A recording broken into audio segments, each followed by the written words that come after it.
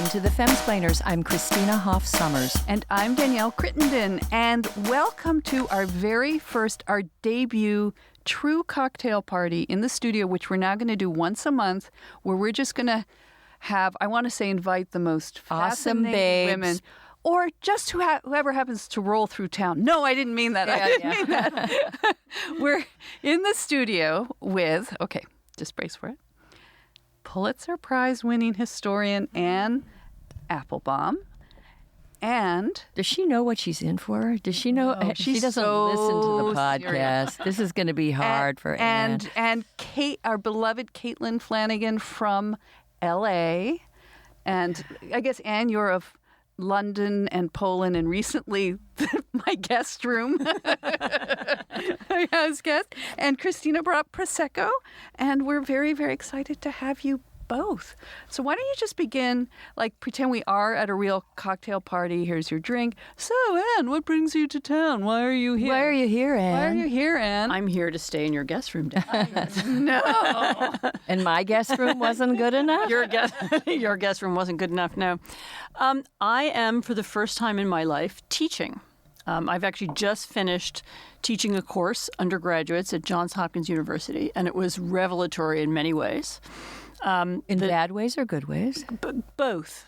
It was many stereotypes about college students turn out not to be true. I'd like to pick this bone with you. Oh God! To be continued. They weren't woke at all. They were very sensible. No, they weren't asleep. And the course was called Dictatorship, Dissidence, and Democracy. And so it attracted, and very funny, the president of Hopkins said to me, as long as those kids don't end up protesting outside my office, you can talk to them about whatever you want. But I think they would be kids less likely to protest who were interested in that topic. What about dissidence, democracy, and transgenderism? No, we didn't get to that. Really? No, we didn't get to that. But no, it was a lot of fun. It was very interesting. We'll see whether they thought it was interesting. And I was doing that, and I'm also here. I'm now a new member of the staff of the Atlantic magazine. So I can just rush after Caitlin and try and be as good as her. I guess we are. After we're really doing a lot for the Atlantic here, I think. I know. We have a lot of Atlantic. Yeah, they're all so brilliant. In my case, it's after 17 years at the Washington Post, which is long. Well, what took you to the world of magazine versus? It was just, an offer you could hope and change, as the former president used to say. And $1 million. No, it was, there's a thing about writing columns. I love the Washington Post, and I, will cherish it forever. But there's a feeling you have when you write a weekly column now. It's like standing in a room and screaming, and everybody else is also screaming at the same time. And the goal is like, can you scream the loudest and break through? Can you get it? And I got tired of it, and I would like a break from it. But you were one of the few columnists in the world. Well, I don't know the world. I know America, that wrote about foreign policy and global politics, and never about family or men one of the or few women. girl. You didn't write about girl topics. Being a girl. Yes, I am a girl. They just never grabbed me. Yeah. I mean, do I have to write about them just because I'm a girl? But it's surprising how many women do. I mean, some do, some do and some don't. I mean, I never wanted to be pigeonholed as a female columnist or a woman columnist. That always drove me nuts. I just wanted to be a columnist. I wanted to write about what I wanted to write about. It's true I didn't. I know you're going to make me. Now you're going to drag me into it. We're going to rest this program. Kind of a woman's space, Anne. That you we have no. She's going to be comfortable. You have a lot of male listeners. I think foreign policy is a woman's space too. Oh, really? Belongs in the women's space. It's kind of worldly and complicated for us. And Caitlin, okay, what brings you to D.C.? Well, I am very much the little bear to Anne's Goldilocks in that I was to be staying in your guest room, but no, No, Goldilocks was in my bed. And I was the Pulitzer finalist lady writer at The Atlantic, and she's the Pulitzer winner. This is going to be maybe this was not the best cocktail pairing, Christina. Oh my I'm goodness. just It'd be like saying. Real Housewives here. Wine's going to be thrown in faces. No, to jump ahead to a topic we may talk about. Now, I have a female role model that I can live up to. She's married to a European politician. I'm married to a European politician. Oh, I'm not. Wait a minute. But I can hope. Oh, Anne. Anyways, Anne I'm is here. married to a male. Nope, I'm married to a male. Don't out her now. And her name is Angela Merkel. We always knew. But I am here because The Atlantic has a relaunch issue, the December issue, with a new designer, very famous designer of publications and book covers, and a themed issue, how to end a civil war, how to stop a civil war from happening. And so there was an event with some of the writers from that issue.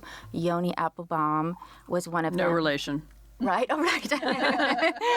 And Adam Serwer was one of them, and I was one of them. And we were having an event at 6 and I, and then we'll have one at the 92nd Street Y in a couple of days. It's the same. 6 and I is like the Washington 92nd Street Y. A Jewish venue where they bring in all kinds of intellectual. But how do you know how to stop a civil war? I mean, no offense, Caitlin, but can you explain your expertise on this, please? We would all like to know. You know, sometimes at magazines they come up with a theme, but they're very generous about not being predetermined about what you'll come up with. They'll sort of say, you'll kind of riff on that theme. So I'm not saying I do know how to stop a civil war, but I was writing about abortion, which is a topic nobody ever wants to read about. Or write about because you get 9 bazillion emails. But I thought, and I really have to give credit to The Atlantic for this, I'm from a very strong pro-choice family because of some experiences my mother had as a nurse in New York in the 50s. So I was kind of, before even being of age, sort of those experiences really seared into my mother and then seared into me. But I thought, as politically incorrect as it is, the pro-life people have a very good argument. It hasn't won me over, but it is a very strong argument. And we in the mainstream media, we absolutely never treat it with respect. We absolutely never come at it without sort of saying, but they're wrong about this or they're wrong about that. And I thought, what if we had a piece in which I presented what I thought was the strongest pro-choice argument, and then in full acceptance that they have a good argument, a very strong argument, possibly a stronger one than mine, what if I presented their strongest argument, which is the fact that with the advances they didn't have in 1974 when Roe was decided, we have all these maternal sonograms now. That was just a very nascent technology, so to speak, and was only used in high-risk pregnancies. Now everybody, even women, even people who haven't had children yet, they've seen on commercials and whatever, they've seen how detailed these sonograms are. Premature babies the advances are incredible. Smaller and smaller and smaller babies aren't just living, they're living healthful lives. And I thought, that's a good argument. And I didn't think, as long as I've been at The Atlantic, I thought, they're not going to let me do it. And they absolutely let me do it. And the feedback I got, I was terrified of the Right to Life group because I've always, in the end, I disclosed that as strong as theirs are, that dead women, for the sake of just a simple procedure, that women have died in terrible ways. I cannot, I'd rather lose the baby and not lose the woman too than lose the woman, both of them. So I thought they would come after me. And even the night before, I thought, is this going to be really ugly? Like they'll come to my house or something that I've written so explicitly about my beliefs. And there was I don't want to call it an outpouring compared to outpourings that famous people get, but I got a huge response from people who believe in the right to life saying, I am so grateful that you respectfully reported my opinion. They didn't at all. I didn't have one person say, you're wrong about it. I had, just a couple like on Twitter, but I had people saying, how did you do it? I never thought I'd see it there. And I had, just the other day, I heard from someone, and I thought, this is probably the best letter I've ever gotten in my whole career, where she said, I am pro-life, I'll always be pro-life, but for the first time in my life, I saw what the argument, what it was like in the past. She must have been young. And I saw the difference that must have happened, and I saw the desperation. So thank you for opening my eyes. So I was like, well, that's probably... Yeah, the reason why this was anti-Civil War was you were showing both sides of a very divisive argument. Right, that I thought... Seeking to show both and where sides both what they sides felt they were heard. Yes. And understood. And that so the I worst... can see why the pro-life people would feel just so grateful that at least their position wasn't parodied and caricatured. Because I know I taught philosophy classes where we would debate topical issues. And I was at the time, very pro-choice, and I'm still pro-choice. But teaching the philosophical arguments and actually contending, it's a fundamental dilemma. It's irresolvable. Right. It just depends on which fundamental principle you're going to decide takes precedence, the sanctity of life or compassion for a vulnerable woman. Mm-hmm. And both pull on our moral intuitions. Right. And you stated that so beautifully. And it made me grateful to The Atlantic, but wanting more journalism like that. Thank you. And I felt that it was just, and I have to, again, because when I heard, the reason I got the idea of it was when I heard it was a design issue, I thought, what if we had a really strong sonogram issue image that was from the first trimester, the 12th week, and a really strong image of the desperation of the past, which was an advertisement for Lysol, which was used to use for home abortions in a horrible way.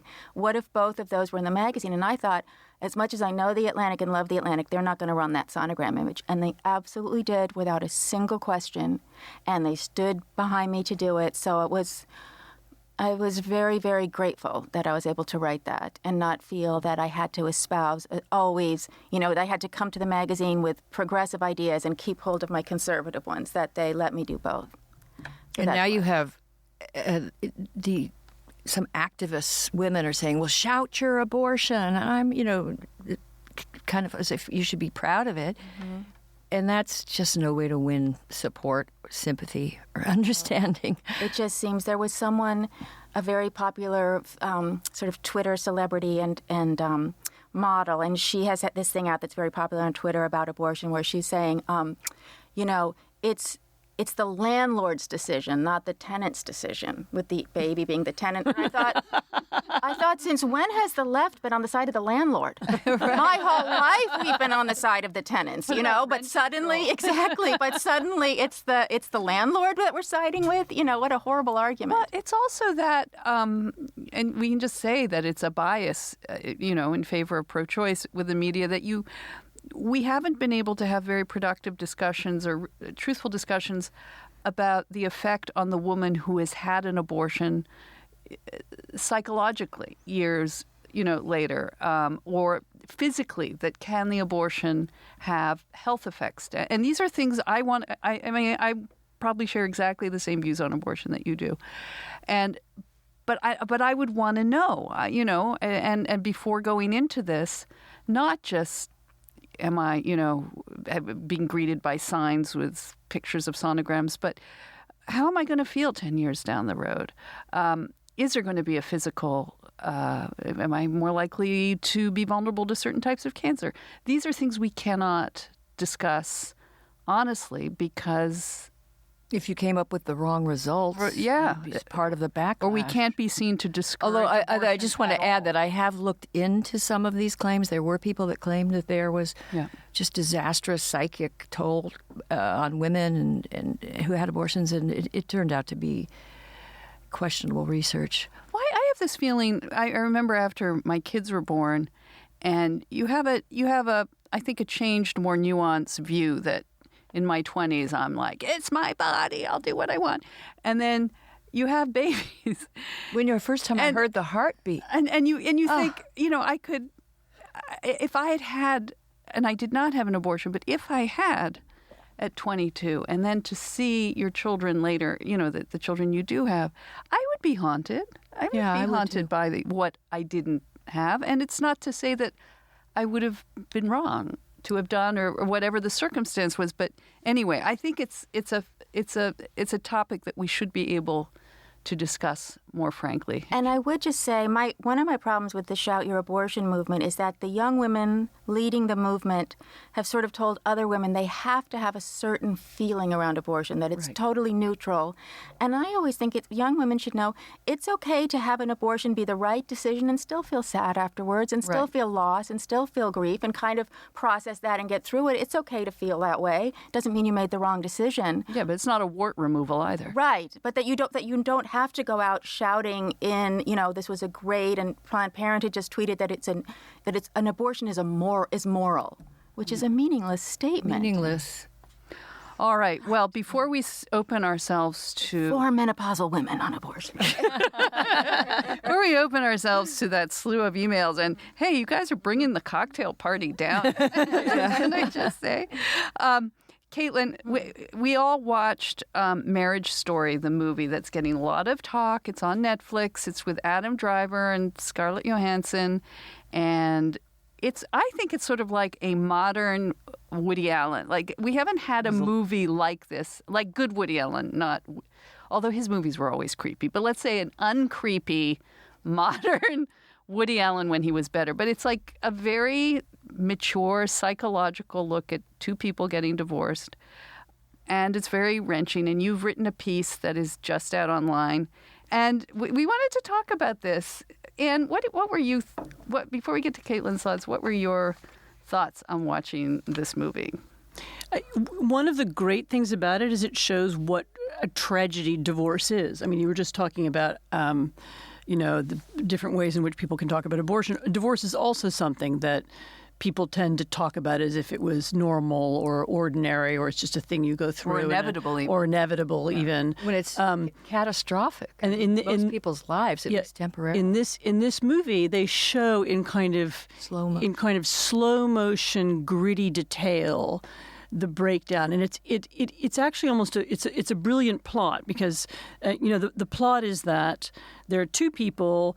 They're not getting along anymore. They want to get divorced. It's going to be fine. They're just separating for a while. And it's all very civil. And it's going to be very civilized, and they're not going to use lawyers, and it's going to be okay. And they both have means. And they both still kind of love each other. And they still kind of love each other, and they have this kid together who they both like, and they both respect the other one's parenting. That comes out very clearly. And nevertheless, the process of doing it, partly it's about the lawyers, but partly not. Partly it's just they go along with the lawyers. They go along with the lawyers, and partly it's the wrenchingness of pulling the two lives apart, and the wrenching decisions that have to be made about their son, which is just agonizing to watch. I mean, it's an almost unbearable movie to watch. I think it's a line in the movie that a divorce with a child is like a funeral without the body. Yeah. I mean, it's just, and there was that scene where the little boy and there may be spoilers in this, but it doesn't matter because it's not about the plot. It's about a divorce. It's about divorce. There's a scene where a gate closes. She's I see. She's on one side. Her electricity's gone out. She calls her the husband she's divorcing to come over with the little boy, and he fixes it. And then it's just this haunting scene where her gate closes and she's behind it, and on the other side. It's funny. For me, the haunting scene was, there's a scene where they've split up and he's living in a kind of hotel room in Los Angeles. Oh, that hotel room. And it's Halloween, and he's desperate to take his son trick-or-treating. Oh. And so they try to go trick-or-treating in Hollywood. Nobody's home. Nobody's home. Somebody's going to shoot them. They end up in a liquor store. That's right. It's a complete failure, and it's sort of he is obviously he's a theater director. He likes costumes. He's somebody who loves Halloween. He's built up this whole thing about it. He's going to go trick or treating with his son, and then it's an awful disaster and a huge disappointment. That's like a lot of parties I go to. Not this cocktail. Not this party. one. Not this one. Caitlin, so tell us, without too much spoiler alert on your article, we want people to read it. Spoilers on the movie, but not on the 900-word article's way more opinion important. piece. But what was your take? Because I haven't seen it yet. Well, first off, in terms of what movie it reminds me of course, is Kramer versus Kramer. I thought the same thing. Yeah. And it's sort of Kramer versus Kramer was looking at the 1970s women's issue, which is that I'm bored. I'm a housewife, I'm educated, and I'm in this gulag experience where I'm in the Upper East Side apartment, which is lovely. My husband is paying all the bills. My kid is school age. She could go to school. She could do a lot of things, but it's just kind of representing what it was like for women at that time, and it's a brilliant and beautiful movie. This movie, I think, is the most transgressive movie I have seen in years, because the surface of the movie and the way it's being received by young people, including one of my sons, who had a very big text about it, is as a progressive movie. That it feels like progressive values are being asserted. It feels like it's talking about sort of a sad event of modern life, which is that a child's security is based on this ephemeral thing, which is romantic love. In fact, what's so transgressive, this is almost like a movie visualizing the men's rights movement's position, which is that women are unfairly prioritized in family court to protect the cases of abuse, but that women, more particularly their lawyers, have learned how to manipulate that. And when you look at what Scarlett Johansson does, the mother, it is pure evil. Because getting divorced, yeah, I get it. People don't get along, and she wants to do this and he wants to do that. To bring your child to California, and I watch it a second time to make sure. He keeps saying, begins there at a mediator. They're in New York to begin with, and then she goes to California, and she takes the son with them to do a pilot. Yes. So they start in a mediator's office, where they're saying we're not, the husband is saying, that soon-to-be ex-husband, we're not going to drain our finances. We can do this amicably, whatever. She walks out furious that she has to read a nice letter about her husband, whatever. So she's the one who pushes. She's the one who shows up at the pit bull lawyer. But to take your child, to tell your spouse, I am taking my child to a different state for a short pilot, and then I will come home and we will work on our divorce.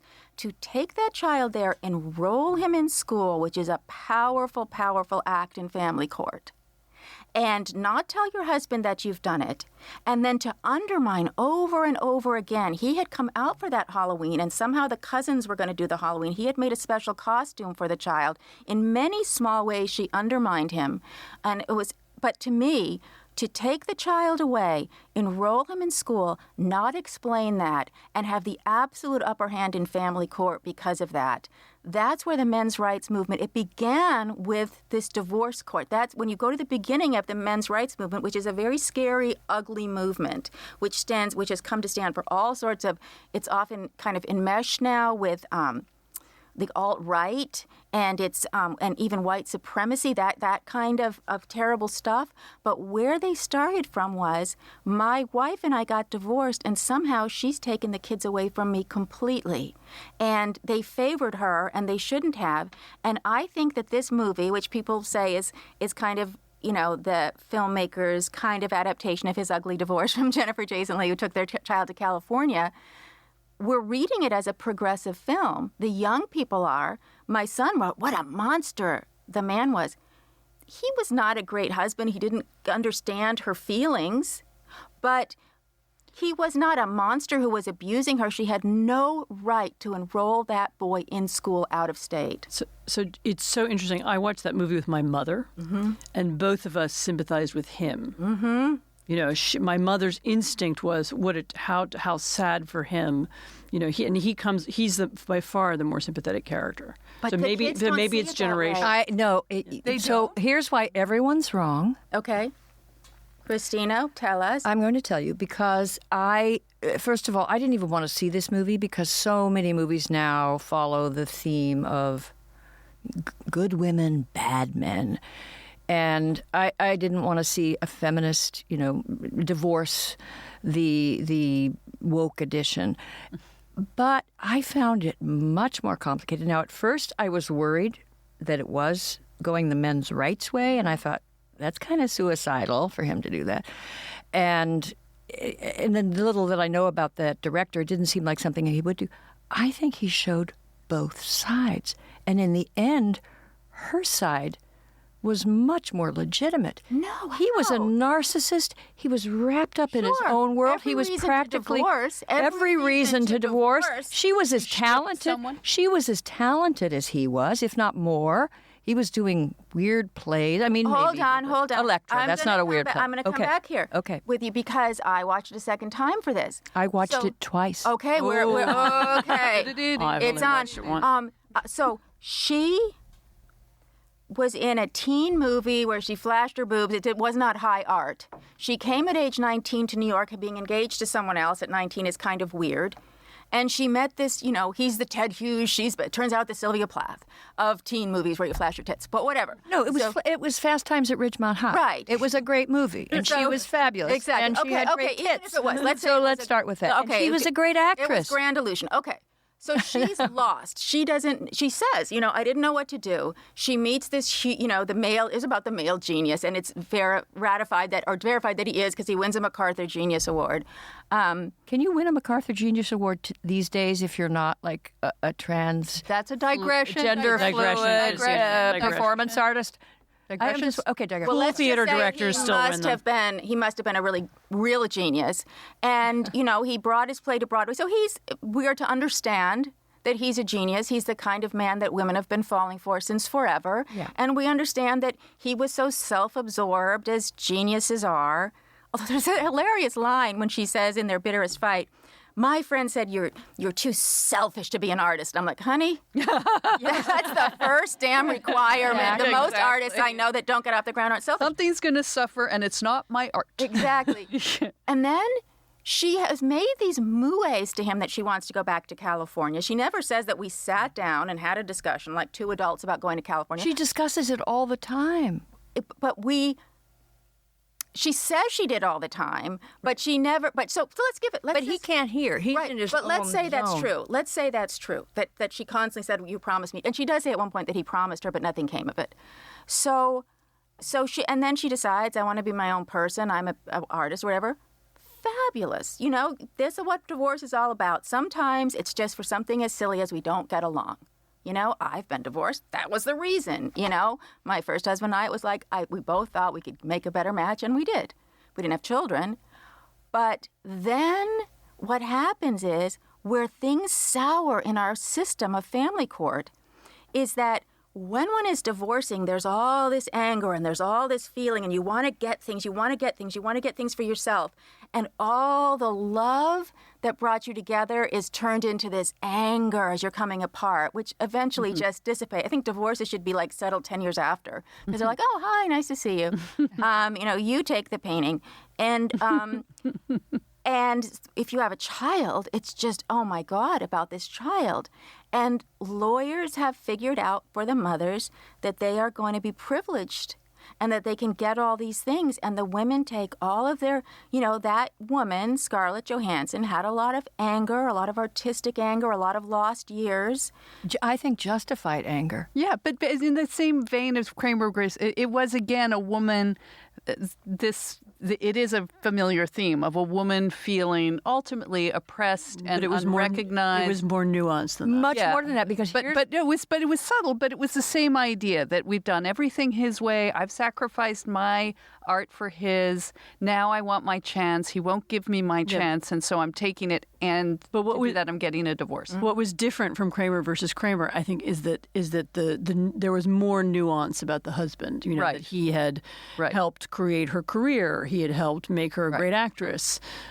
He had, he was but a wonderful she was bigger father. than him. She was more important than him when she came to New York, and she inspired him and helped him, and with But the he inspired her. No, understanding- but it was. But, It was but this is. mutual. But this is why it's an unwatchable movie, and why it's so painful to Because it's watch. so true and Because human. because actually you can see both of their sides. Exactly. That's what makes it a good movie. I've been enjoying it. Okay. And it shows something I haven't else. finished it, so. He was from a. We don't hear much about his family. We love her family. I love her mother. Well, just his family's sort of non-existent. Well, they were troubled and alcoholic yeah, and violent. they're and gone. He comes to New York with nothing. And so he's just survived, this hellish childhood in Indiana, but we don't know about it. And then creates this world. And he's got a successful theater company and a MacArthur Award and a beautiful wife and a son, and he's keeping it all together. And she loves him and wants to be part of that world, except that at some point she recognizes that lives in his own head. He can't see her. she's getting smaller and smaller. You understood that. Then he has Christina, I want to have this conversation with Christina Hoff Sommers. You would be saying, if you were really here, I feel like you would say, what is this, a gulag? It's 2016. What is it, 2019? It's like you don't have to be the dopey muse of this guy. And it's not as though she's in somewhere in Indiana. She's in Manhattan. There's plenty of places where she could audition and plenty of different opportunities. And maybe they should move to California. But why can't they? Because in California, he could have a flourishing career. What? She No, can't. she can't. No. Okay.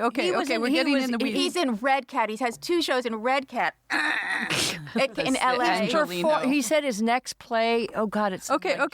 No, we're getting too specific. We're getting too specific. And Well, we're I just wrecking the wanna say plot this, for everybody. As I say in the essay, I'll just say this. Okay. Kramer versus Kramer was about the creation of a father. Marriage Story is about the destruction of a father, about taking his son away from him physically, about taking away, Halloween, about this or that, so that the father who had done a lot, like he knew how to be a very hands-on dad. He knew how to cook. He knew how to clean. He obviously spent a lot of time with the boy and playing Monopoly and all of that. And she, in a way that was so ugly to the boy, and so ugly to the father, and this whole thing in our culture that fathers are replaceable. And that if maybe this little boy won't see the dad that much, maybe the dad will be in New York, but the most important person to that son is going to be the father. And to break that relationship, to treat it so cavalierly, I thought was just evil. But I think she assumed he would come out there, which he did. Well, can I just be, because we should move on, but I just wanted to say I appreciate what Anne said about the subtlety. And to me, the wrenching part of this is as the movie begins, and this is not a spoiler alert, with each writing about what they love about the other. And then you find that they're writing this in a mediator's office. And the fact, it seemed so trivial a communication problem. I know that you guys love each other. Okay, idiot face. Give her chance in L.A. Like why are you? And the thing is that yes, both had created each other. That's what marriage does. Right. You help each other. It's not his success has to come at the expense of yours and vice versa. I mean, maybe sometimes it does, but they were both at a point. Neither was going to lose. She could have done what she wanted to do, and instead they're going through this catastrophic, painful, wrenching experience. I didn't take it as sort of, that's what I loved. I didn't think it was taking a male or female side. I didn't think it was political. I thought it was human. Yeah, I thought it was real. truthful. But okay, let's move on. I'm just telling you, having worked been a guardian ad litem in the foster care system in LA, when a parent, as a mother, takes that child out of a jurisdiction, enrolls that child in school, that's not a casual act, and it's not received by the courts casually. And that's what we learn right away. It's done. Right. Yes, and to not tell the husband is evil. And also, I have to say about women, it's not 1979. She's not, this bird in a golden cage. She's a fully fledged adult. And she has every ability to say to him, look, this hasn't worked out. I need to pursue my career. We need to find a way to make it work for our son because his needs are ahead of my artistic needs and they're ahead of your artistic needs. And I think everyone's going to scream at me. I think even if he said, I'm not leaving New York, I think her moral responsibility was to stay in New York as a divorced mother and to let that child be with his father. I just think if you're going to have a child and if you're going to have a son, you are committed to the fact that unless the dad's abusive in some way, that he is as important to your son as oxygen. And to take that boy away from a father is a vile, vile act. And it's all going to come, when we watch that movie, if they do like this sequel 10 years later, he'll want to get away from the mother because he'll be a boy separating from his mother and he'll want to be around his father and he'll be super angry at the mother and he'll have a hard time getting in with the dad because Adam Driver will have married another woman that's going to stay with him and he'll have 2 kids of his own and he'll be in New York and that'll be as long the end as of he it. hasn't married Lena Dunham, can we just please God, no. Well, I want to be, can I just be selfish for a minute? Like, Yes. In the past, we've had a lot of talk on Gamergate and topics that Christina, are very Christina loves, and they're Can I launch Please. on Gamergate? No. I never Abort. ever don't shout your abortion. She shouted. Okay, She shouted her abortion. Sorry, that's not funny. out of the. I never get to talk about the royal family, and Caitlin Oh, the royal family. follows the royal family, And Anne follows and Anne. Kazakhstan. She knows the royal. Okay, no. Here's the thing. We haven't talked, and we don't have to Once go. again, she's the Goldilocks. We haven't talked at all about Prince Andrew's catastrophic interview, about his troubles with Epstein, this young girl Virginia Roberts, I believe is her name, and that was one of the most un-camera ready interviews I've ever watched. It was excruciating. When you get used to American confessional interviews and how coached and murder boarded and rehearsed and lawyered these interviews go, this was like watching something from 1964 of a man completely unready to go and talk about what he had done or not done. But here's the part of Prince Andrew that has not been getting a lot of discussion, which I think is in some ways more scandalous even than hanging around Epstein's underage massage or young massage girls, is the fact that he has this whole financial corruption going on, that he's been kind of using his royal position in the royal family to milk money out of Kazakhstan. And not only. And sell some dreary mansion that he had bought for his No, this was a royal hunting lodge. $3 million or several million pounds above the. Okay, so this price. is what It he had been stands. on the market for this years. is what he Exactly what stands. Trump did in Florida. Exactly, Yeah. exactly. This is what. Okay, so I'll just tell you what he stands accused of: having tried to broker an $885 million deal between a Greek and Swiss consortium and the Kazakhstan government, which would have seen him benefit from a $4 million commission. And he's done these kinds of deals, not just with Kazakhstan, with a lot of businesses, that he's been running this Pitch at Palace project, which is supposed to encourage British entrepreneurs, but in fact, taking little commissions. Is that normal to take No. a 1% cut of a No. $1 billion? It's not normal for Prince Andrew. But it's normal for other people. Right. in the royal family? No, not in the royal family. And he outside was of the doing Can a we lot just of talk these about the deals. royal family first? Yeah, hang on just a sec. Let me just lay the scandal on the table, and then we can talk all we like about the royal, because I will never get sick of it. But he was doing a lot of this when he was appointed in his royal capacity a special trade envoy for Britain.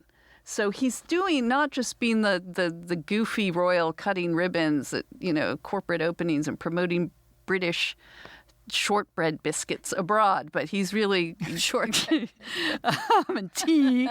And then Laura Ashley. and then, as Anne pointed out, he sold his hunting lodge that had sat on the market It was a to, wedding present from the Queen. which was a wedding present from the hunting lodge or the royal It was lodge, the whatever it was. dowdiest lodge. Or Okay, but dowdiest it was royal- still- everything they own is dead. It had lain empty for 5 years and Let's was talk bought about by that. The dowdy by was- a Kazakhstani. Is that where for Borat went? $3 million more than the Kazakhstan. asking price. He was Borat pretended. So to be he's up to Kazakhstan. his eyeballs with these. Can you have honorable deals with the Kazakhstan? So that's difficult. So the whole point And knows all about the stands. That's why. I'm not an expert on the stands. But the point about people who are wealthy from those countries, and when he's dealing with the family of the president of Kazakhstan, which he was, the point about them is none of them made their money in a way that could be considered ethical. And so even by agreeing to do business with them, you take a step in a difficult in a difficult direction. Well, one of the deals fell apart when Kazakh police opened fire on a group of striking oil Right, my workers. point. Only 14. That's right. My point. I mean, so Yeah. so all Nice people. they're not nice people. But it's actually a bigger problem, which is that once upon a time there was the Soviet Union, and we fought against it, but the Soviet and it was and we defeated them ideologically and so on. But the Soviet Union didn't have anything that we wanted. They weren't actually wealthy. They didn't have money.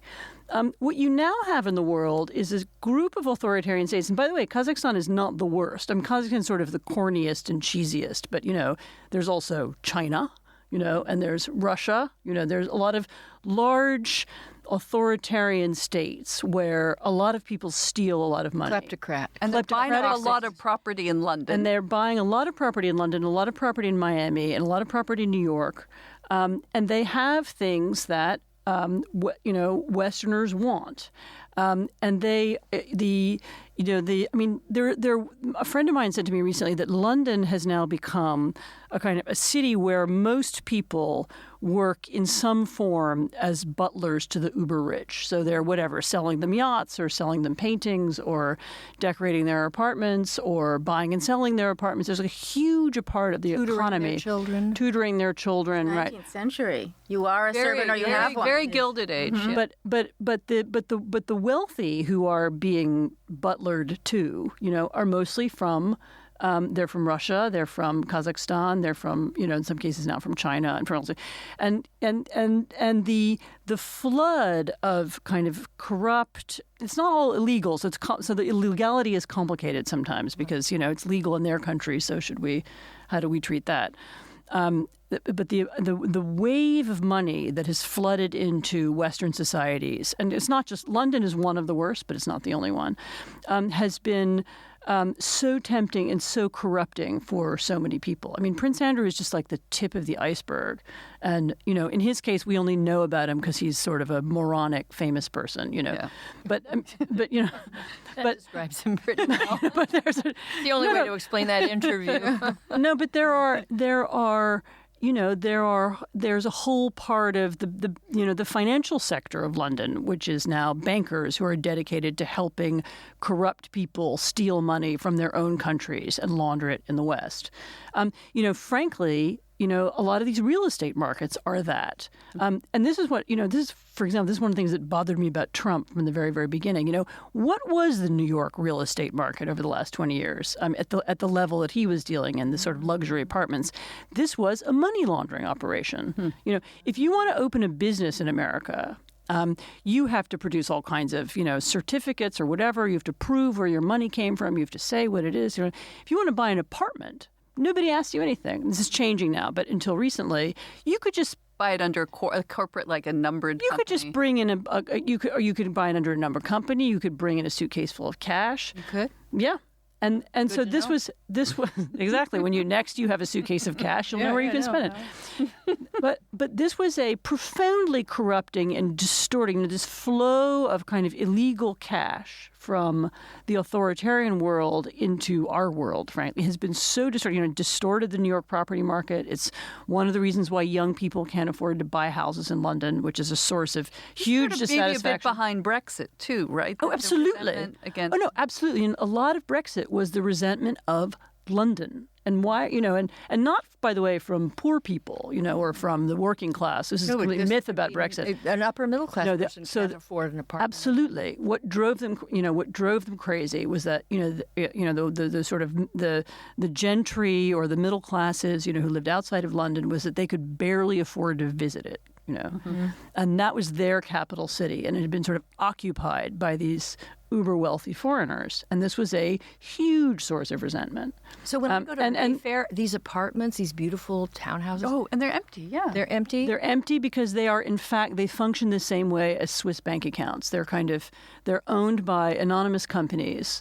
The point of them is to hide money. Nobody actually lives in them. And you have whole neighborhoods, nice neighborhoods that are empty at night, ghost towns. Wow. But and Prince Andrew is he's kind of one of the visible faces of that huge change. And he was an enabler. And I don't believe for one second. Do you think Prince Andrew actually arranged these deals and did up the paperwork? And No. no, he was just he was one of many, many, many, many people who traded on Useful upper class twit. traded on his his status and which in order to and what was he doing? He was the public face of the Kazakh government in London, and so people might not take a meeting with the corrupt mayor of Alma-Ata, but they would take a meeting from Prince Andrew. Would you take a meeting with Prince Andrew? Now I probably wouldn't. No. Well, this was also behind Epstein. It's not so much, I think, the young girls. I don't think he was caught up very financially with Epstein. So this struck me. This is what really struck me about that interview. The thing that really he actually says it at one point. He says, well, I wanted to be friends with Epstein because he was so well connected. Yes, yes. Introduced me to so many people. That was a money-making operation. Right. And Epstein loaned, or gave, I should say, when Sarah Ferguson, right after the divorce, remember she was doing ads for Weight Watchers and things because she was really financially strapped. Yes. And he gave her contribute to the gaiety of nations. Yeah. But Epstein gave her money. He gave her cash. It wasn't a lot of cash, but it showed that they had this relationship with him. That he must have been all a kind financial of relationships. Fixer, and that's why he had to fly to New York, to break off the relationship. I'm so honorable. Oh God! I'm so honorable. So I listened to the interview, and I kind of, Well, he said, this is what he said, because I know what you're going to say. He said, I flew because, well, why did you go and meet him in person, says the interviewer. Well, we'd knew each other for some time, and I thought it was the honorable thing to do. So we went in the park, and I told him that we could no longer see each other. And then then the interviewer said, but then why did you stay with him for 3 days? And he's like, well, because I'm just so honorable. Too honorable.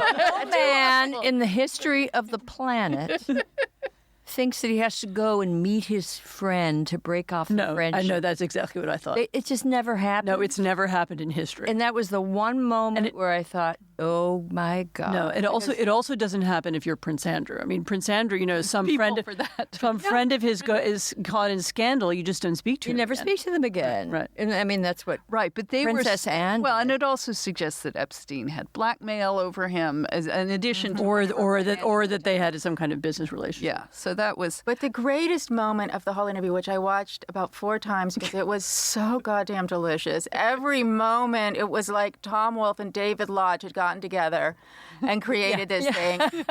When he shits all over Woking was like the best part. When he's like, "I was in Woking at the pizza." Woking. How do you remember that? I never go to Woking. rare. Your entire job is to boost your shitty suburbs of England. That's right. Really He your said he job. couldn't It's to be like with go to every coal mine there is, and it said it's like to exonerate himself, he has to bring in the Falklands War, which was the second greatest, and to say that nice little Woking with its Pizza Express is such a god-awful hellhole that 20 years later he remembers it. Well, he said that because he was that was the night he was supposed to be with Virginia Rae. He says, no, I was in Woking at a pizza party for Beatrice's 18th birthday. I couldn't possibly. And very rare that I would go to such a place ever. So sweet. Yelp. All these Yelp interviewers went on the Woking Pizza It's Express very nice. It's a royal treat. Best pizza I've ever had. I can remember it 20 years later. Well, that really exonerates Andrew. It is that memorable of a pizza that you remember not. Doesn't a prince? What is he? He's a prince. Yes. He's a prince. Isn't there a calendar that documents every moment of his life? I mean, they have been bringing them Brett up. Kavanaugh had a calendar when he was in 9th grade or 10th grade. Well, he's a special case. But doesn't a prince have? There must be an official record of where he was. There are points so in the 3 days he was in New York, because he was so honorable and stayed with Epstein's apartment, that the British commission of the office that is in New York, where he would normally have stayed, if he's not staying with them, there can be blank spaces in the calendar. Oh. But so therefore they knew that he went the next day to go promote some outward bound thing in Boston. But there's a good 24 hours at least where there's nothing recorded, and it is very likely that he could have gotten up to all kinds of hijinks. And so anyways, but since we have this rare moment to talk about the royal family. Loves talking about the royals. We'll have to cut this off at some point. Okay, Let's just have a Dowdy. podcast for the Dowdy. He's back. Okay, Dowdy. yes. No. Dowdy Fayed. Okay. Okay. Dowdy. Can we just Dowdy. talk about Yep. how Famous. Dowdy? Now you've met. Okay, the Queen. Have you been in the palaces? I have. Okay. But I haven't been in any of the fancy ones. I mean, I was in what St. is James' what is an What is not unfancy? unfancy? Have you been to Balmoral? I have not been to Balmoral, and I've not been to Sandringham? Nope. Have you been? St. James's Palace. Have you been to Buckingham? I have not been to Buckingham Palace. Oh well. Well, Who are you? who At am least I we to know count? she's I've honest. been to Windsor, but as a tourist. Yeah. No. I met the Queen at an absolutely hilarious occasion. It was a. I won't tell the whole story because it will take too long. But it was a formal occasion and I was there basically as the wife of the Polish foreign minister. Okay. Which is your Which was my which is your husband? is your his husband. former role. That I was must his say former was role. your husband. Although, no, sorry, it was even funnier than that. He was actually then the deputy foreign minister, and it was a super boring anniversary of some kind, and nobody else wanted to go. And Roddick saw in the invitation that, it was some kind of formal event in London that somebody from Poland had to go and represent it. He saw in the invitation that it includes a meeting with the Queen. And so he's like, "Oh, I'm so going to that." So we went, and the meeting the Queen is one of the most hilarious things you can ever do. Because first of all, it's arranged like a fake cocktail party. So it's in one of these big palaces. Rooms. There are sort of Stateroom. three. There's big staterooms. And everybody is organized into different groups, and some groups are kind of like you're told in advance that you'll be in one of the groups that the Queen will walk up to. And a little She walks up to you. You don't walk up to her. No, you don't walk up to her. You stand in bow? your little. No, I Curtsy? didn't. I did. I sort of probably meant to, and then I was confused at the time. I would be confused. Partly because Anne Applebaum. No, does I'm not telling bow you to why. the No, I'm going to royalty. tell you why. No, she wanted to, but she was No, I would have done. I have a British passport, so it's more complicated. But Half curtsy. She's your sovereign. she's my sovereign. But yes, but you stand in these little fake groups, okay, and then there's a minder from the Foreign Office who explains to you what you're supposed to do, right? And you're supposed to just not say this and not say this. And one of the things you're told, absolutely you're not to do not confuse Her Majesty, okay? Oh. So in our Can we well, get them to hang out with Joe Biden? do not and do not kiss her. No, because so our complication at that time was that Roddick was Polish, but he was then a British citizen. Yeah. So he had so he wanted to say thank you, my sovereign, and they were like, oh no, don't say that. She won't understand that. And then Don't confuse her. and then at that time, I was then a journalist working for a British newspaper, and actually the Foreign Office minder knew me. And I said, and he said, how do you want to be introduced? Do you want to be Anne Applebaum or Mrs. Sikorsky? And I said, well, can I be Anne Applebaum, Roddick Sikorsky's wife? He said, no, that's much too complicated. The Queen will be very confused. And so then what happens is that then we're and we stand in a little group, and she comes up, and the Norwegian foreign minister kind of, Miss, Your Majesty, we were so happy to have you in our country last year. And she said, it was very interesting to see the fjords, And she has a little line for everybody, and she comes up with But something. she remembers it, or they whisper to her No, right she doesn't remember before? anything. But she, everyone says she has a response to what everybody's. Wait, but she didn't say the fjords to you. No, not to me, to the Norwegian. Oh, to the Norwegian. Okay, because there are no So then- fjords in That would Poland be that I'm confusing, aware yes. of. And she's standing next to the then British foreign minister, who recognized me because I was a political journalist. And so she introduces her to Roddick, who does exactly what he's not supposed to do, kind of clicks his heels together and says, Your Majesty, I'm the representing Poland, but I'm also your subject. She goes, oh, that's very interesting. Have we taken over Poland again? His heels? And then Robin Cook, who's this tells you how long ago, it was like 20 years ago, who's standing next to her, points to me, who's not, and says, oh, and this is Roddick Sikorsky's wife, who's also a British journalist. And she looks massively confused. Oh, no. Oh, how very interesting. And she walks away immediately. Also the journalist part. There's like, who are these people and why are they at this But diplomatic Anne, party? let me ask you this, because in much less glamorous, if you could just downgrade the whole story, 57% to my life. when one has to meet a very grand person, and one is like, and then you feel oneself sort of and snubbed, not snubbed, but just they've gotten over with it. Does something inside you die that you were treated that way? No, we thought it was hilarious. You did? Okay. We really enjoyed it. I mean, But I remember Anne living in Washington when her husband was the foreign minister of Poland. And she wasn't in Poland yet. She was still finishing up here, and the kids were in daycare and third grade. And she would pick up the kids in the carpool and meet the moms at the school. Yes. And they would say, well, what does your husband do? I would say, he's the Polish defense minister. and the first question was, my God, is that a job you can do in Washington? They couldn't process. No. Although it is very D.C. Our schools are filled with embassy children. And then the second job was, is that dangerous? No. Well, I have actually a news-breaking story about the Queen, and I cannot reveal my source. I will not. You will have to kill me. Okay. But recently, David and I, my husband, were in London, and we met with a good friend of ours who had recently been to a dinner and sat next to the Queen after Must be a very Trump fancy visit. friend. No, he's more a governmental friend. Let me just put it that way. And he sat next to the Queen. And, he had the exact same story. What do you talk to the Queen about? How do you make small talk? And he wasn't going to do this, but he couldn't resist. And he said, so, Your Majesty, how did you enjoy your visit with President Trump? What was he like? She said, oh, no. Of course not. Of course not. She said that? Yeah, she was just like, it was like, and I was, but so one of the she things found him, like other world leaders, she found him a big joke. So I've also met Breaking news here on the Femsplainer. I've also met Prince Charles several times for various different reasons. Don't speak against Prince Charles because I've watched The Crown and now I sympathize. I with am him. starting he's to very sympathize sympathetic. with him. But I was going to say, the funny thing about all of them, I mean, not that all of them, but certainly about him, is they all actually act exactly the way you think they're going to act. I mean, they say exactly what you think they're going to say. They use the turns of phrase you think they're going to use. They have the voices you think they're going to have. you tried my biscuits? Yes. Very good. Okay, I think I thank you. I think my royal family gossip is satiated.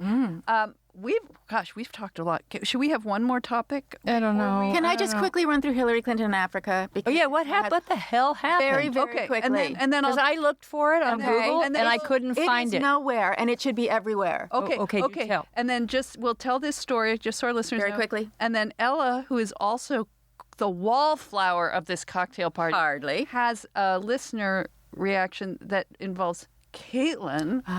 So anyway, so we'll get to that. But okay, Hillary Very Clinton in quickly, Africa. just Go. because I have so many problems with Hillary Clinton, now I have another one. So when she was at the State Department, there's always been a discussion of whether or not circumcision helps prevent HIV. It's controversial, the transmission. A lot of people in the anti-circumcision movement feel that it's not That's true. the men's rights movement. Can I just It's say the this is a weird anti-Semitic wing. Hillary Clinton, when she's in the State Department, there's always been this debate about circumcision. I'm sorry, that did not follow. Okay, I'm sorry. Okay. Where are we going? When she's in the State Department, she announces that America is going to give $40 million direct aid through PFAR, which is an organization, to circumcise African boys and men, thereby helping them not to spread HIV or transmit it or receive it. A week ago, that program was stopped on a dime. Was cut in the because of the high number of African men and boys who were permanently Damaged. And it turned out that In an they extreme were way. using a particular implement that got sued out of existence. make our male listeners, very uncomfortable. But it's just, to Trigger me, warning. it's like, listen to this, like, we're always so afraid that African immigrants are going to bring their genital cutting cultures to America. America brought our genital cutting culture to Africa, right? Yeah. And mutated an amount of men and boys that the State Department will not reveal, which I don't think is going to make them feel a lot better about America. I just think it's just Okay, shocking. thank God you were going that way. I'm sorry. As one of the 3 Jewish people at this table, I thought you were going to say, and now they're saying it was a Jewish plot to take. Oh no, the opposite. circumcision No, to no, Africa. no. It's the. It Thank was. goodness. I think wish only they had. If they'd had moils, they wouldn't have a problem. Moils don't make mistakes. They don't make except once in a mistakes. while. But this So was they a were- what was hospital happening? implement. They were just doing it crudely? No. The particular implement that they used, probably it was less expensive, was one that was used in American hospital circumcisions, I think through the 70s, and had so many mistakes that it got sued out of existence. It's the last thing they should have been Is using. it like a mini guillotine? I saw the picture. I remember. Yeah. I remember when my son had to be circumcised, and Did you have a moil? We did. Yes, thank God. And it was done in a synagogue. Moil And is the it seemed Jewish so, man who does ancient this. and primitive to me. In I your- thought it would be in a hospital and No. The bris? No. Why did you think that? I just didn't think I it through. thought the same. But I couldn't You believe didn't it. go to a bris before your own sons? No. Neither had I. Have you been to a bris? Has everyone Well, been to my son had one, Sure. and they came to our apartment. We lived in New York, and they had this little padded board with Velcro straps, like a sort of puffy torture device. Oh. And they put Oh, I remember.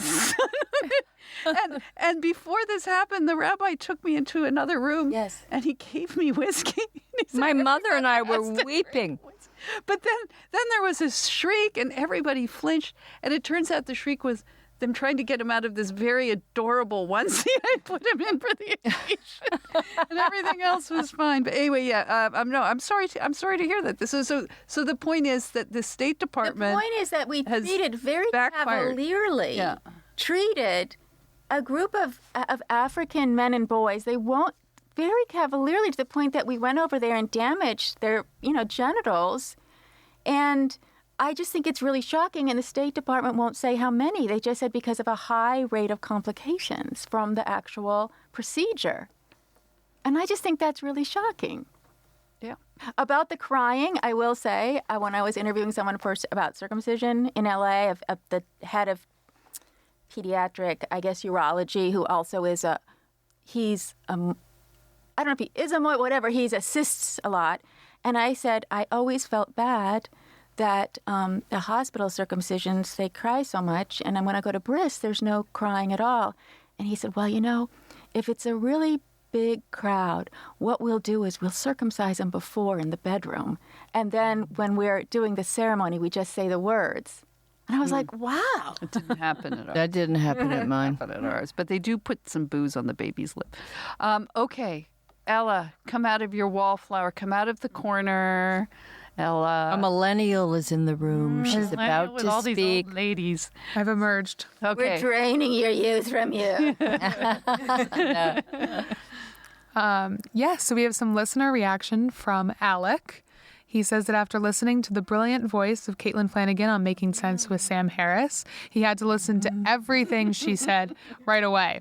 This led him to the Femsplainers, and he says, I laugh out loud and learn so much. You give voice to a lot of unresolved questions I have, engaging in topics with progressive, pragmatic, yet light-spirited conversation.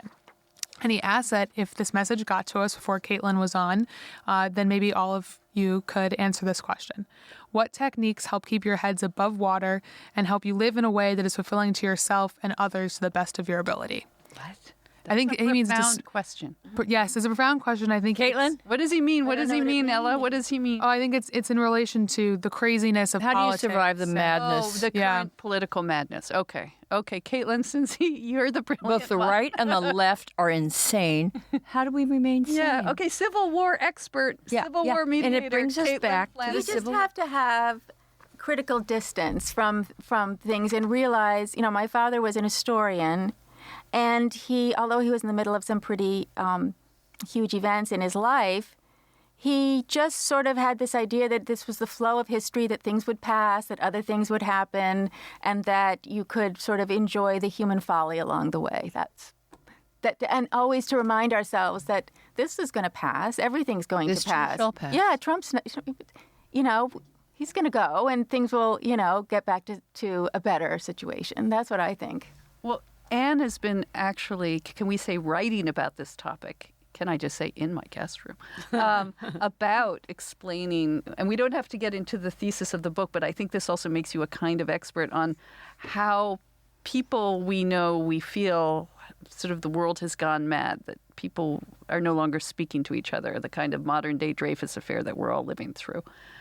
So how do you keep saying? You just remain very pessimistic, I think. I mean, really, Can we assume she has remained sane? that's a big assumption. No, it's true. One, have really low expectations, and then they're always met. It's one that's. I mean, that's actually not a joke. It's very Irish. I like that. Irish and very Expect Jewish. the worst. East European. That's right. That's what I picked up from living in Poland for so long. Then I would say there are three things: go outside. Yeah. Nature. Go Get off hiking, Twitter. Be in the mountains, be in the forest, just be Take drugs and drink. No, It's not your turn yet. Okay. Oh, That's sorry. your turn. You can say that when you say it. I would say that's the first thing. The second thing is read fiction. Yes. Be in other worlds and absorb yourself in alternate realities and see the world from other people's point of view. Almost any fiction, actually. But, sometimes it helps to read old books. No, anything 19th century. Read the 19th century. They had their problems then. Look how they dealt with The Way We Live Now. I advise everyone to read it. Yes. It just makes it easier. And I just reread Sentimental Education by Oh my God, I love that.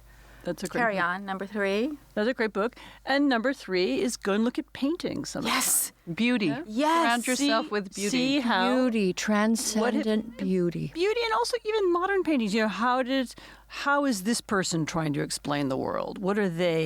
How are they choosing colors and shapes, or how are they trying to find something?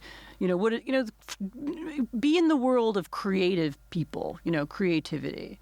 And then it's not always this, so I have a very analytic brain, and I'm always breaking things down and analyzing them and, putting them into boxes. And it never turns out well. That's right. That's a problem. All roads lead to the gulag. Exactly, that's right. So we need lyricism. So go somewhere, and beauty. exactly. Go and see and something. fantasy. Go and see Fragonard. We need Fragonard. We need Fragonard. Get on that swing, ladies. Sit on the swing. That's a painting in London that I visit a lot, actually. And in D.C., there's a version in the National One of Gallery. the Frick, too, isn't there? Well, Christina, is yours beauty and drink? Is I that? like that. I advise beauty, 360s.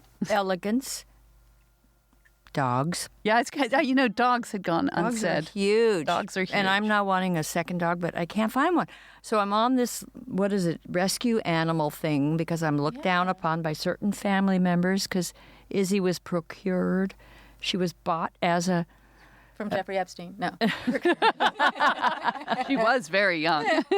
She was very young, but no, she was... So they want you to get a rescue. So I say I want a rescue, and I get only, we found the dog you want. No, I get pit bulls, aged, angry, not house trained. They're all part pit bull. I just want a Put little... it out here. What do you want? They'll find I it. want a toy red poodle. That's a rescue. That's not a rescue? Well, maybe. I don't know. Apparently not. Well, and I want it 9 pounds, 10 pounds, 11 pounds. Listen, No. poodle rescuers are a tough group. I tried to get a poodle from a rescue group in California. There's a lot of hoarders in that poodle rescue community. Hoarders and angry people, and I got thrown off a people list get because I weird. asked too many questions. Animal people are weird. I'm sorry. I mean, dog owners are not, but people who trade in these things. But can I get to say what I would? Yes. Yeah, what would you please. do? We're so sorry. Well, actually, no, it's okay. I last night I went to a Washington screening of the movie 1917, which is about to come out, which was incredible. And after they had a discussion with two of the young actors who played these two soldiers who are the lead, and they look to me now all of 12, but they're in their early boys. 20s. But boy, they were young in World War I. And I kept. What didn't happen in the discussion is they didn't ask these young men, and these are actors who have been in like Game of Thrones and these fantasy movies, but how it would affect you to think about what these young men went through in The trenches. in these trenches. And so I always, when things are really bad, I try and think of how much worse it's been and pray that we are not going to find ourselves back in situations where you think it is a blessing and a fluke. I think we've gone through so much time without being thrown into these horrific times. So I'm taking the more optimistic view. I like it. And then I think I tend now to live more in the moment. I just think, what can I do today that's good and distracting and makes for a better, not like Polly, a better world, but just What's a good better thing life. that you've done? You do so many things. Gardening. We're both gardeners now. Okay. I'm an aspirational gardener. She's a real gardener. A real gardener. She's the most beautiful gardener. Well, I think it's also about, I've been decorating my house for it. We put lights out. You'll see tonight because you guys are coming for dinner. We put lights out for Hanukkah. My rabbi approved Ella's going to converting to Judaism. We've tried to warn her off of this, but my rabbi, my modern Orthodox rabbi, said I could put, don't call them Christmas lights all over the house because it is, after all, a festival of lights. So there are now lights. Why wouldn't you be allowed to? Just that it's associated with Christmas. A lot of. She's the Mary Stuart of Judaism. And as her husband said, she went from being an anti-Semite to a self-hating Jew. Yeah. That's what I converted from, yeah. But no, so I try to do like acts of beauty at home, but then I like try and be nice to people every You day. are very nice to people. No, but just like I used to get, as my Uber rating, which is now improving, showed I could get very tense. Testy. And I've stopped. Irritable. Just completely stopped. That's been It's all stopped. I I've say seen it everybody change. check your Uber rating. How do and you if find out your Uber rating? Oh, I'll show you. It's on there. Okay, I want to check everybody's Uber rating. Yeah, I want to see if Because mine's it tells you a improved. lot. But The only reason I don't have a perfect score, because I'm nice, is because of my dog. And I bring her. So blame Izzy. No, because there are some multi-poo. Uber drivers who are like freaked out by a little 8-pound dog. But it is, I think I could write a self-help book called How My Uber Rating Changed My Life. What is your Uber rating, We'll Anne? find out. We'll find out. You're probably just quiet. We'll look at it in the Uber Share ride. my Uber app with other people.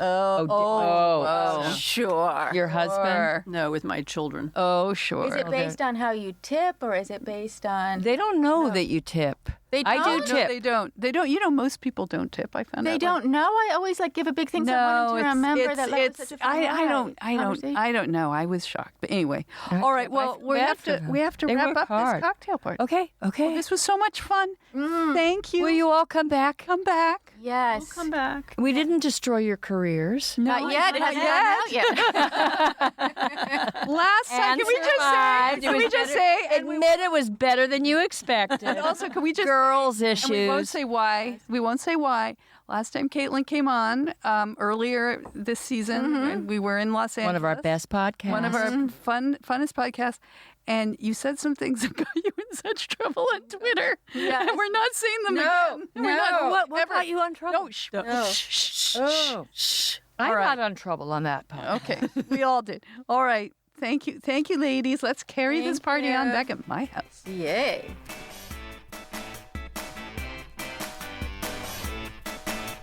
Hey, thanks for listening to the Femsplainers. Keep up with us on Twitter and Facebook at Femsplainers and on Instagram at Femsplainers Podcast. Send questions and comments to contact@femsplainers.com.